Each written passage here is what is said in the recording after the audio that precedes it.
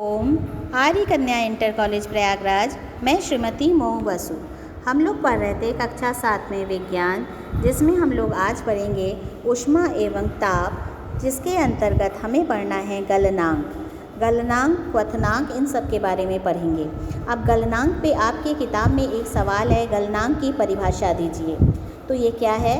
वह निश्चित ताप जिस पर कोई ठोस गर्म करने पर द्रव में बदल जाता है, उस पदार्थ का गलनांक कहते हैं। उदाहरण के लिए बर्फ़ का गलनांक जो होता है वो 0 डिग्री सेंटीग्रेड होता है।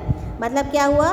जिस ताप पर कोई ठोस द्रव में बदल जाए, जैसे कि बर्फ़ को रखेंगे तो वो धीरे धीरे पानी बन जाएगा ना, तो उसी तरह से बर्फ़ का गलने का ताप क्या है? 0 डिग्री सेंटीग्रेड। ठीक 0 डिग्री पर वो गलना शुरू हो जाता है। 0 डिग्री से जितना भी बढ़ता जाएगा वो गलता जाएगा। इसके बाद है क्वथनांक आपके बुक में इसका भी सवाल है।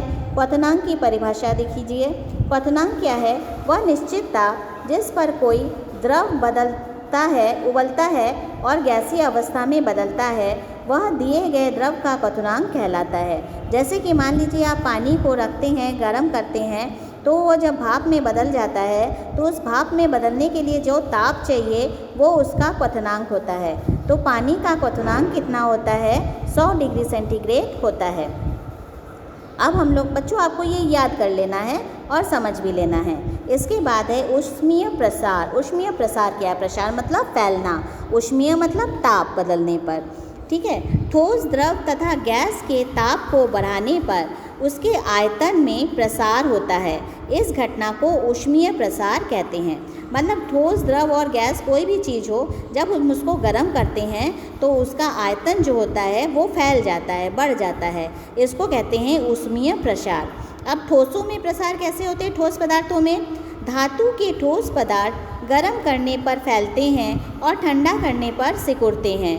गर्म करने पर ठोसों के आकार में वृद्धि को प्रसार कहते हैं। इसी प्रकार द्रवों में प्रसार होता है। ठोस की भांति द्रव भी गर्म करने पर फैलते हैं और ठंडा करने पर सिकुड़ते हैं, अर्थात द्रवों में भी प्रसार होता है। इसके बाद हम लोग पढ़ेंगे गैसों में प्रसार। इसके लिए आपकी किताब में सवाल है, गैसों में प्रसार को एक क्रियाकलाप द्वारा स्पष्ट कीजिए। मतलब एक उदाहरण के द्वारा या एक क्रियाकलाप करके उसको स्पष्ट कीजिए। तो इसके लिए हम लोग क्या करेंगे बच्चों? आपको जैसे चित्र में दिख रहा है गैसों में प्रसार, ये 2 जार है। 1 मिनट दिखा रही हूँ बच्चों। हाँ, ये देखो, ये एक जार है और ये एक जार है। ठीक है। ये जार जो है, खाली जार होगा तो क्या होगा? उसमें वायु भरा होगा। इस जार का जो ऊपर वाला ढक्कन है उसमें हमने एक गुब्बारा रख दिया। ठीक है, गुब्बारा रख दिया। अब हमने क्या किया? गुब्बारा को ऐसे लगा दिया, जो बिना फुला हुआ गुब्बारा मिलता है ना बाज़ार में, वो। फिर हमने इस जार को एक बर्तन में रखा जिसमें पानी रखा, और ये पानी जो है ये गर्म कर रहे हैं, गर्म पानी है। अब गर्म पानी रखने से क्या होता है कि ये जो वायु है जार के अंदर, इसमें वायु था ना भरा हुआ, इस वायु जो है वो क्या करेगी? फैल जाएगी। और फैल कर जाएगी कहाँ? और तो कहीं जगह है नहीं, तो ये गुब्बारे में भर जाएगी और गुब्बारा फूल जाएगा। तो इससे क्या पता चला कि गर्म करने पर वायु जो हो गई वो फैल गई। तो वायु में क्या हुआ? प्रसार हुआ। तो इस तरह से वायु में प्रसार हुआ और वायु फूलकर गुब्बारे में भर गई और हमारा गुब्बारा फूल के गोला बन गया। तो इस तरह से हम लोगों ने गैसों के प्रसार को सुना। कांच की एक खाली तथा स्वच्छ छोटी बोतल लेंगे, उसके मुंह पर चित्रानुसार बिना फुला हुआ रबर बांधेंगे। आप बोतल को चौड़े मुंह के बर्तन में रखेंगे। इस बर्तन में पानी डालेंगे। बोतल के मुंह में लगे गुब्बारे को अवलोकन करने पर गुब्बारा फूल जाता है। क्यों? क्योंकि गर्म पानी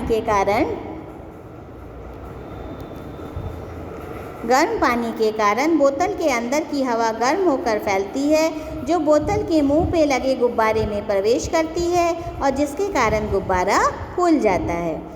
बोतल को गर्म जल से निकाल कर ठंडा करने पर गुब्बारा फिर से पिचक जाता है। इससे यह निष्कर्ष निकलता है कि ठोस तथा द्रव की भांति गर्म करने पर गैसों में भी प्रसार होता है। गर्म करने पर गैस फैलती है और ठंडा करने पर सिकुड़ती है। इसके जो है दैनिक उपयोग भी हैं। जैसे आपके बुक में ही सवाल है कि रेल की पटरी जोड़ते समय उसके बीच थोड़ी जगह क्यों छोड़ते हैं? जब रेल की 2 पटरी जोड़ी जाती है ना, तो उसके बीच देखना बच्चों थोड़ी सी जगह होती है। तो अब ये जगह क्यों छोड़ी जाती है? तो रेल की पटरियों को जोड़ते समय उसके बीच कुछ जगह छोड़ देते हैं ताकि गर्म होकर फैलने पर पटरी जो है वो टेढ़ी ना हो जाए। अब गर्म होगी तो लोहे की पटरी फैलेगी ना, और फैल के अगर उसके पास जगह नहीं होगी तो वो कहाँ जाएगी? वो टेढ़ी हो जाएगी। तो इससे बचने के लिए रेल की दो पटरियों के बीच खाली जगह छोड़ते हैं। दो खंभों के बीच तार को भी ढीला बांधा जाता है। आपने देखा होगा कि दो खंभों के बीच में जब बिजली के तार तो सबने देखे होंगे, तो उसमें तार जब बांधा जाता है तो उसको ढीला ढीला बांधते हैं, टाइट टाइट नहीं बांधते। क्यों? क्योंकि उसको इसलिए ढीला बांधते हैं कि जब उससे प्रसार हो तो वो उसको नुकसान ना पहुंचाए। इसी प्रकार दो फंसे हुए गिलास को निकालने के लिए उसमें क्या करते हैं? गर्म पानी उसको गर्म कर देते हैं, जिससे एक फैल जाए और दूसरा वो जो है वो उसमें से निकल आए। इस तरह करते हुए आप लोगों ने घर में देखा होगा लोगों को।